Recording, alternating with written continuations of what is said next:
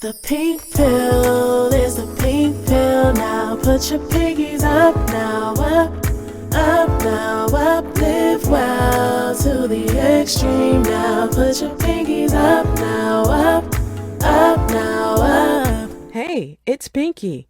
You're on the Pink Pill YouTube channel. Be a love and like, share, and subscribe. Pinkies up. Hey Pinkies. So today I was scrolling through my social media feed and I saw a news story about two Indian men who were at a party eating. There was a fire blaring, blasting right behind them. They just kept on eating, even though there was a huge fire in the background. And it kind of personifies what I want to talk to you guys about today. And that's toxic family members. Listen, how many of us have had an entire house be on fire metaphorically, and we're still saying, please pass the peas? That's been my life for a long time. I used to have this recurring dream as a kid that we lived in a shack on the edge of a cliff, and the shack was teetering back and forth. I was the only one who seemed to notice it, and everybody was just eating at the table like nothing was wrong. I had that dream over and over and over again, and I'm sure you can figure out what that was about. When we have toxic family members that we're forced to have to interact with, there's some things that we're just going to have to learn to deal with. We're going to have to learn how to keep them at a distance. We're going to have to establish certain boundaries, and maybe we just have to cut people off altogether. Sometimes it's impossible to do. In my case, it's impossible to do.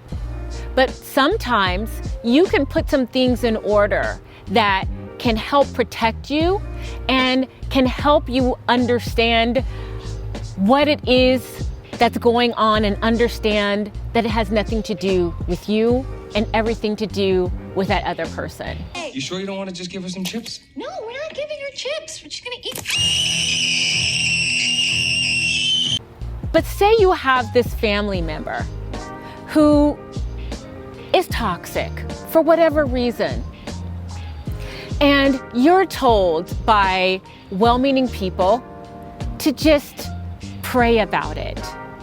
Just pray about it. I have a problem with this.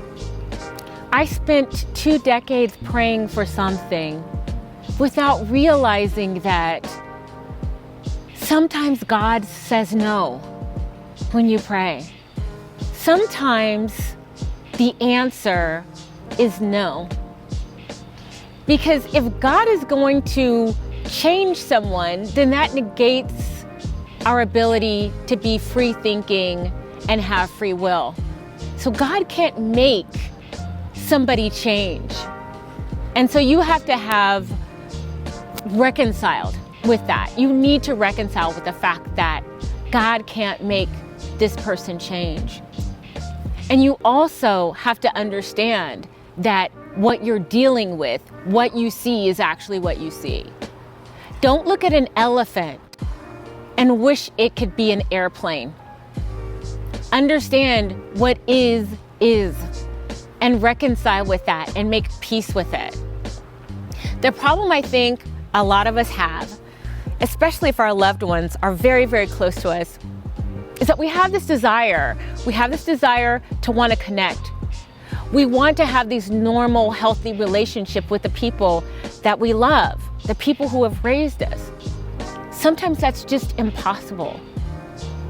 And what is going to have to happen is for you to understand and make peace with the fact that it is impossible. It's impossible because you cannot regulate the opinions, the personality of other people.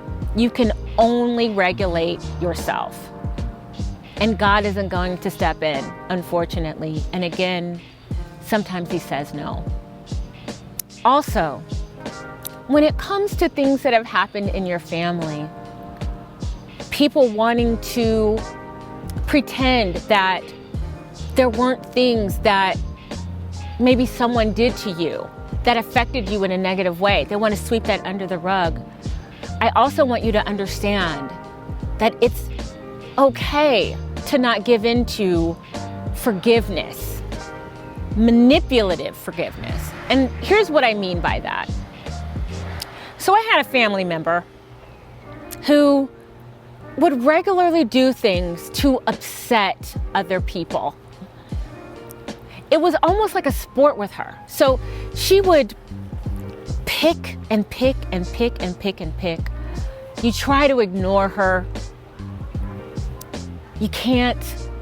You blow up. And when you blew up, when you had all that you could stand, and you blew up, it was almost like a relief came over her. But you're still affected by this.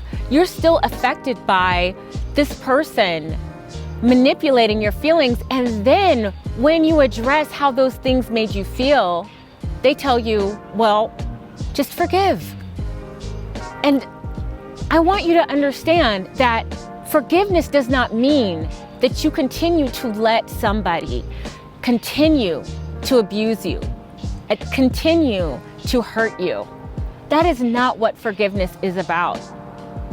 Try to shield yourself from people who try to manipulate you in that way.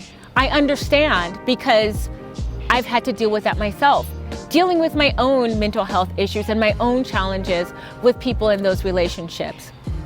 Sometimes you're going to have to seek help. Sometimes it's a little bit too much for you to bear. And don't feel bad because it's too overwhelming for you.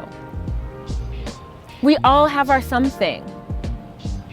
And finally, if all of this is too much, if you no longer want to continue eating while there's a bonfire of destruction happening just yards away from you, it's okay to say enough is enough. It's okay to say, you know what? This no longer serves me. I'm not doing this anymore. Take care of you. Don't live your life for the benefit of other people. And you are not obligated to be present for people who hurt you, no matter who they are. So when you see that fire, don't keep eating. Get up and go. I'm Crystalline Karazin from The Pink Pill. Be well, take care of each other, and pinkies up.